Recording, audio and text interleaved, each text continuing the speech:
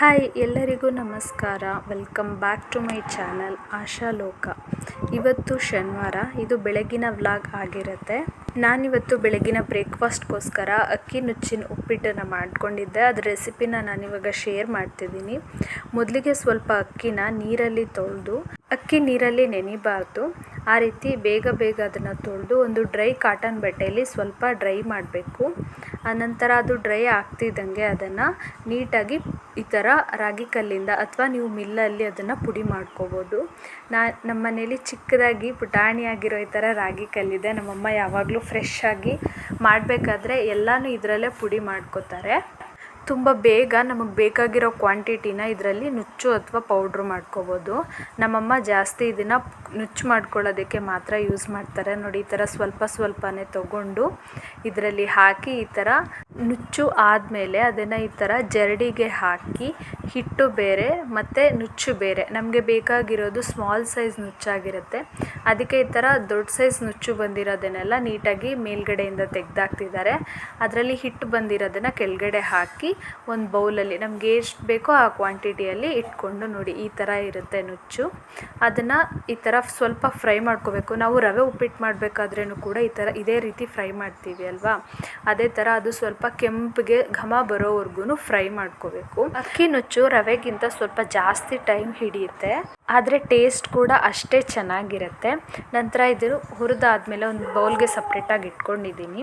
ನಂತರ ಒಂದು ಪಾತ್ರೆಗೆ 4ರಿಂದ 5 ಸ್ಪೂನಷ್ಟು ಎಣ್ಣೆ ಹಾಕ್ತಿದ್ದೀನಿ. ಅಕ್ಕಿ ನುಚ್ಚಿನ ಉಪ್ಪಿಟ್ಟಿಗೆ ಎಣ್ಣೆ ಸ್ವಲ್ಪ ಜಾಸ್ತಿ ಇದ್ರೇ ಅದು ಟೇಸ್ಟು ತುಂಬ ಚೆನ್ನಾಗಿ ಬರೋದು. ಅದಕ್ಕೋಸ್ಕರ ಎಣ್ಣೆ ಸ್ವಲ್ಪ ಜಾಸ್ತಿನೇ ಹಾಕ್ಕೋಬೇಕು. ನಂತರ ಅದಕ್ಕೆ ಸ್ವಲ್ಪ ಸಾಸಿವೆ, ಅದು ಕಾಯ್ತಿದ್ದಂಗೆ ಅದಕ್ಕೆ ನಾರ್ಮಲ್ ಒಗ್ಗರಣೆಗೆ ಹಾಕೋ ಥರನೇ ಉಪ್ಪಿಟ್ಟು ಒಗ್ಗರಣೆಗೆ ನಾವೇನೇನು ಹಾಕ್ತೀವಿ ಅದೆಲ್ಲ ಐಟಮ್ ಕೂಡ ಇದಕ್ಕೂ ಹಾಕ್ತಿದ್ದೀವಿ. ಕಡಲೆಬೇಳೆ, ಉದ್ದಿನಬೇಳೆ ಒಂದು 2 ಟೇಬಲ್ ಸ್ಪೂನಷ್ಟು ಹಾಕ್ಕೋತಾ ಇದ್ದೀನಿ. ನಂತರ ಉದ್ದುದ್ದಕ್ಕೆ ಹೆಚ್ಚಿಟ್ಕೊಂಡಿರೋ ಅಂಥ 5ರಿಂದ 6 ಮೆಣಸಿನ್ಕಾಯಿ, ಉದ್ದಕ್ಕೆ ಹೆಚ್ಚಿಟ್ಕೊಂಡಿರೋ 5ರಿಂದ 6 ಮೀಡಿಯಮ್ ಸೈಜ್ ಈರುಳ್ಳಿ, ಸ್ವಲ್ಪ ಹಸಿ ಕರಿಬೇವಿನ ಸೊಪ್ಪು, ಇದು ಸ್ವಲ್ಪ ಫ್ರೈ ಮಾಡ್ಕೋಬೇಕು. ಇದು ಎಣ್ಣೆಯಲ್ಲಿ ಟ್ರಾನ್ಸ್ಪರೆಂಟ್ ಆಗ್ತಿದ್ದಂಗೆ ಇದಕ್ಕೆ ಸ್ವಲ್ಪ ವೆಜಿಟೇಬಲ್ಸ್ ಕೂಡ ನಾವು ಆ್ಯಡ್ ಮಾಡ್ತಿದ್ದೀವಿ. ಉಪ್ಪಿಟ್ಟು ಇದು ತುಂಬ ಸಪ್ಪೆ ಅನಿಸುತ್ತೆ, ತರಕಾರಿ ಇಲ್ಲ ಅಂದರೆ. ಸ್ವಲ್ಪ ತರಕಾರಿ ಇದ್ದರೆ ತಿನ್ನೋಕ್ಕೆ ತುಂಬ ಇಷ್ಟ ಆಗುತ್ತೆ. ಅದಕ್ಕೋಸ್ಕರ ಸಣ್ಣದಾಗಿ ಹೆಚ್ಚಿಟ್ಕೊಂಡಿರೋ ಅಂಥ ಹುರುಳಿಕಾಯಿ ಅರ್ಧ ಕಪ್ಪಷ್ಟು, ಕ್ಯಾರೆಟ್ ಅರ್ಧ ಕಪ್ಪಷ್ಟು ಹಾಕ್ತಾಯಿದ್ದೀನಿ. ನಂತರ ಇದನ್ನು ಸ್ವಲ್ಪ ಮುಚ್ಚಿ ಬೇಯಕ್ಕೆ ಬಿಡಬೇಕು. ನಾವಿಲ್ಲಿ ಒಗ್ಗರಣೆಲೆ ಬೇಯಿಸ್ತಾ ಇರೋದ್ರಿಂದ ಅದನ್ನು ಸ್ವಲ್ಪ ಮುಚ್ಚಿ ಒಂದು 10 to 15 ಮಿನಿಟ್ಸ್ ಅದನ್ನು ಸ್ಟೀಮ್ ಮಾಡ್ಕೊಳ್ಳೋದ್ರಿಂದ ಚೆನ್ನಾಗಿ ಹೊಂದ್ಕೊಳ್ಳುತ್ತೆ ಅದು ಅಕ್ಕಿ ನುಚ್ಚಿನ ಜೊತೆ. ಇದಕ್ಕೆ ನೋಡಿ, ಇವಾಗ ಸ್ಟೀಮ್ ಆಗಿ ಈ ಥರ ಬೆಂದಿದೆ. ಇವಾಗ ಇದಕ್ಕೆ ಸ್ವಲ್ಪ ಈ ಹಂತದಲ್ಲಿ ನಾವು ಸ್ವಲ್ಪ ಉಪ್ಪು ಹಾಕ್ಕೊಂಡ್ರೆ ತರಕಾರಿಗೆ ಉಪ್ಪು ಚೆನ್ನಾಗಿ ಹಿಡಿಯುತ್ತೆ. ಸೊ ಅದಕ್ಕೆ ಇವಾಗ ಸ್ವಲ್ಪ ಉಪ್ಪು ಮತ್ತು ಕತ್ತರಿಸಿಟ್ಕೊಂಡಿರೋ ಅಂಥ ಟೊಮ್ಯಾಟೊ ಕೂಡ ಇದಕ್ಕೆ ಆ್ಯಡ್ ಮಾಡ್ತಾ ಇದ್ದೀನಿ. ಅಕ್ಕಿ ಉಪ್ಪಿಟ್ಟು ಅಂದರೆ ಡ್ರೈ ಇರುತ್ತಲ್ವ, ಸೊ ಅದಕ್ಕೆ ಸ್ವಲ್ಪ ಟೊಮ್ಯಾಟೊ ಆ್ಯಡ್ ಮಾಡಿದ್ರೆ ಟೇಸ್ಟ್ ಕೂಡ ಚೆನ್ನಾಗಿ ಬರುತ್ತೆ. ನಂತರ ಒಂದು ಅಳತೆ ರವೆಗೆ 2ರಿಂದ 2.5 ಅಳತೆ ಅಷ್ಟು ನೀರನ್ನು ಇಲ್ಲಿ ಹಾಕಬೇಕಾಗುತ್ತೆ. ನಾನಿಲ್ಲಿ 1 ಗ್ಲಾಸ್ ರವೆ ತೊಗೊಂಡಿರೋದ್ರಿಂದ 2.5 ಗ್ಲಾಸ್ ನೀರನ್ನು ಹಾಕಿ ಅದು ಚೆನ್ನಾಗಿ ಕುದಿ ಬಂದ ಮೇಲೆ ರುಚಿ ನೋಡಿಕೊಂಡು ಉಪ್ಪನ್ನು ಹಾಕಿ ಇವಾಗ ರವೆ ಎಲ್ಲ ಹಾಕ್ಕೊಂಡು ಸಣ್ಣ ಉರಿಯಲ್ಲಿಟ್ಕೊಂಡು ರವೆನ ಹಾಕಿದ್ದೀನಿ. ನಂತರ ನೋಡಿ ಈ ಥರ ಕುದಿ ಬರುತ್ತೆ. ಆವಾಗ ಸಣ್ಣ ಉರಿಯಲ್ಲಿ ಸ್ವಲ್ಪ ಹೊತ್ತು 10 to 15 ಮಿನಿಟ್ಸ್ ಮುಚ್ಚಿಟ್ರೆ ನೋಡಿ ಈ ಥರ ಕಾಣಿಸುತ್ತೆ ಸ್ಟೀಮಲ್ಲಿ, ಅದು ಹಬೆಯಲ್ಲಿ ಬೆಂದರೆ. ನಂತರ ಅದನ್ನು ಇನ್ನೊಂದು ಸತಿ ನೀಟಾಗಿ ಮಿಕ್ಸ್ ಮಾಡಿ ಉಪ್ಪು ಕರೆಕ್ಟಾಗಿದೆಯಾ ನೋಡಿಕೊಂಡು ಇದನ್ನು ಮತ್ತೊಮ್ಮೆ ಮುಚ್ಚಿ ಸ್ಟವ್ನ ಆಫ್ ಮಾಡಿ ಹಾಗೆ ಅದನ್ನು ದಮ್ ಕಟ್ಟಿ ಬಿಟ್ಬಿಡಬೇಕು. ಆವಾಗ ನೋಡಿ ಉಪ್ಪಿಟ್ಟು ನೀಟಾಗಿ ಈ ಥರ ಪುಡಿಯಾಗಿ ರೆಡಿಯಾಗುತ್ತೆ. ನಿಮಗೆ ಅದು ಸ್ವಲ್ಪ ಲಿಕ್ವಿಡ್ ಥರ ತೆಳ್ಳಗಿರೋ ಉಪ್ಪಿಟ್ಟು ಬೇಕು ಅಂದರೆ ನೀವು ಇದಕ್ಕೆ ನೀರು ಸ್ವಲ್ಪ ಜಾಸ್ತಿ ಮಿಕ್ಸ್ ಮಾಡ್ಕೋಬೋದು. ಆದರೆ ಅಕ್ಕಿ ಉಪ್ಪಿಟ್ಟು ಯಾವಾಗಲೂ ಈ ಥರ ಸ್ವಲ್ಪ ಡ್ರೈ ಆಗಿ ಇದ್ರೇ ಕೂಡ ತಿನ್ನೋಕ್ಕೆ ಚೆನ್ನಾಗಿರುತ್ತೆ. ಮತ್ತು ಇದು ಬೇಸಿಗೆ ಕಾಲ ಆಗಿರೋದ್ರಿಂದ ಸ್ವಲ್ಪ ನೀರು ಕೂಡ ಜಾಸ್ತಿ ಕುಡಿಸುತ್ತೆ. ನೋಡಿ, ಇದ್ರ ಮೇಲೆ ನಾನು ಕೊತ್ತಂಬರಿ ಸೊಪ್ಪು ಹಾಕಿ ಇನ್ನೊಮ್ಮೆ ಚೆನ್ನಾಗಿ ಮಿಕ್ಸ್ ಮಾಡಿ ಅದನ್ನು ಒಂದು ಬೌಲ್ಗೆ ಹಾಕಿ ಈ ಥರ ಪ್ಲೇಟ್ಗೆ ಸರ್ವ್ ಮಾಡ್ಕೋತಾ ಇದ್ದೀನಿ. ನಾವು ಎಷ್ಟೇ ಚೆನ್ನಾಗಿ ಟೇಸ್ಟಿಯಾಗಿ ಉಪ್ಪಿಟ್ಟು ಮಾಡಿದ್ರು ಅದಕ್ಕೆ ಸೈಡ್ಸ್ ಏನೂ ಇಲ್ಲ ಅಂದರೆ ನಿಜ ಅದನ್ನು ತಿನ್ನೋಕ್ಕಾಗಲ್ಲ. ನಾನಿಲ್ಲಿ ಅದನ್ನು ಖಾರ ಬೂಂದಿ ಜೊತೆ ಸರ್ವ್ ಮಾಡ್ಕೊಂಡಿದ್ದೀನಿ. ಹಾಗೆ ನಾನು ಅಮೆಝಾನಿಂದ ಕೆಲವು ಐಟಮ್ನ ಆರ್ಡ್ರ್ ಮಾಡ್ಕೊಂಡಿದ್ದೆ, ಅದನ್ನು ಅನ್ಬಾಕ್ಸಿಂಗ್ ಮಾಡ್ತಿದ್ದೀನಿ. ಮೊದಲಿಗೆ ಇದು ಒಂದು ಡ್ರೈ ಫ್ರೂಟ್ ಕಟ್ಟರ್ ಆರ್ಡ್ರ್ ಮಾಡ್ಕೊಂಡಿದ್ದೆ.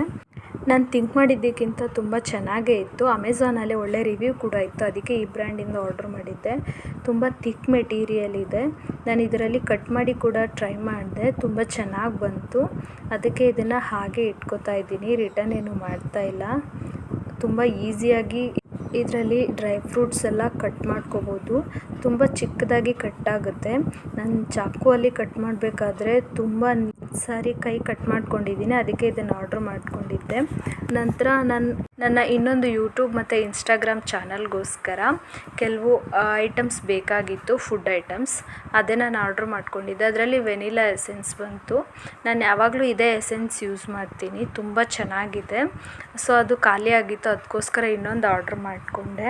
ಪ್ಯಾಕಿಂಗ್ ಪ್ರತಿ ಸತಿ ಕೂಡ ಇಷ್ಟೇ ನೀಟಾಗಿ ಆಗಿರುತ್ತೆ, ಎಲ್ಲೂ ಕೂಡ ಡ್ಯಾಮೇಜ್ ಆಗದೆ ನನ್ನ ಕೈಗೆ ಸಿಕ್ತು. ನಂತರ ಇನ್ನೊಂದು ಐಟಮ್ ಡ್ರೈ ಈಸ್ಟ್ ಆರ್ಡ್ರ್ ಮಾಡ್ಕೊಂಡಿದ್ದೆ. ಇದು ನ್ಯೂ ಬ್ರ್ಯಾಂಡ್, ನಾನು ಮೊದಲು ಬೇರೆ ಬ್ರ್ಯಾಂಡ್ ಯೂಸ್ ಮಾಡ್ತಿದ್ದೆ. ಇದು ರಿವ್ಯೂ ಚೆನ್ನಾಗಿತ್ತು, ಫಾಸ್ಟ್ ಮೂವಿಂಗ್ ಕೂಡ ಇತ್ತು. ಅದಕ್ಕೆ ಈ ಸತಿ ಇದನ್ನು ಅಮೆಝಾನಿಂದ ಆರ್ಡ್ರ್ ಮಾಡಿಕೊಂಡೆ. ಇದನ್ನು ಹೇಗೆ ವರ್ಕ್ ಮಾಡುತ್ತೆ ಅಂತ ನಾನು ಮುಂದಿನ ವಿಡಿಯೋಗಳಲ್ಲಿ ನಿಮಗೆ ತೋರಿಸ್ತೀನಿ. ಹಾಗೆ ಇದು ಅಮೆಝಾನ್ ಫ್ರೆಶಲ್ಲಿ ಆರ್ಡ್ರ್ ಮಾಡ್ಕೊಂಡಿದ್ದಂಥದ್ದು. ಇವಾಗ ಸಮ್ಮರ್ ಇದೆ ಅಲ್ವಾ, ಕಸ್ಟರ್ಡ್ ಪೌಡರ್ ಖಾಲಿ ಆಗಿಬಿಟ್ಟಿತ್ತು, ಅದಕ್ಕೋಸ್ಕರ ನಾನು ಕಸ್ಟರ್ಡ್ ಪೌಡರ್ನ ಇದೇ ಸೇಮ್ ಬ್ರ್ಯಾಂಡ್ನ ನಾನು ಆರ್ಡ್ರ್ ಮಾಡಿಕೊಂಡೆ. ಮತ್ತು ಅನ್ಸ್ವೀಟೆಂಡಲ್ಲಿ ನ್ಯಾಚುರಲ್ ಕೊಕೋ ಪೌಡರ್ ಕೂಡ ಖಾಲಿಯಾಗಿತ್ತು. ಇದು ಕೇಕ್ಗೆ ಮತ್ತು ಮಿಲ್ಕ್ ಶೇಕ್ ಎಲ್ಲ ಮಾಡಬೇಕಾದ್ರೆ ತುಂಬ ಯೂಸ್ ಆಗುತ್ತೆ. ಇದು ಚಿಕ್ಕದೇ ಆರ್ಡ್ರ್ ಮಾಡಿಕೊಂಡೆ. ಹಾಗೆ ಇದು ಕೂಡ ನೀಟಾಗಿ ಬಂದಿತ್ತು. ನಂತರ ಓಟ್ಸ್, ಆಲ್ಮೋಸ್ಟ್ ಬ್ರೇಕ್ಫಾಸ್ಟ್ ಓಟ್ಸಲ್ಲಿ ಇದು ಒಂದೇ ನಾನು ತುಂಬ ಡೇ ಒನ್ನಿಂದ ಕೂಡ ನಾನು ಇದನ್ನೇ ಯೂಸ್ ಮಾಡ್ತಿದ್ದೀನಿ. ಸೊ ಸೇಮ್ ಇದನ್ನೇ ನಾನು ಮತ್ತೆ ಆರ್ಡ್ರ್ ಮಾಡ್ಕೊಂಡಿದ್ದೆ. ಹಾಗೆಯೇ ಹರ್ಷೀಸ್ ಬ್ರ್ಯಾಂಡ್ದೇ ಚಾಕ್ಲೇಟ್ ಸಿರಪ್ ಆರ್ಡ್ರ್ ಮಾಡ್ಕೊಂಡಿದ್ದೆ. ಇದು ಮಿಲ್ಕ್ ಶೇಕ್ ಏನಾದರೂ ಮಾಡ್ಕೊಳ್ಳೋಕ್ಕೆ, ದೋಸೆ ಚಪಾತಿಗೆಲ್ಲ ನಾನು ಯೂಸ್ ಮಾಡ್ಕೋತೀನಿ. ಇವತ್ತಿನ ವ್ಲಾಗ್ ಇಲ್ಲಿಗೆ ಎಂಡ್ ಮಾಡ್ತಾ ಇದ್ದೀನಿ. ಈ ವ್ಲಾಗ್ ನಿಮಗೆ ಇಷ್ಟ ಆದರೆ ಪ್ಲೀಸ್ ಒಂದು ಲೈಕ್ ಮಾಡಿ, ಫ್ರೆಂಡ್ಸ್ ಆ್ಯಂಡ್ ಫ್ಯಾಮಿಲಿ ಜೊತೆ ಶೇರ್ ಮಾಡಿ. ಧನ್ಯವಾದಗಳು.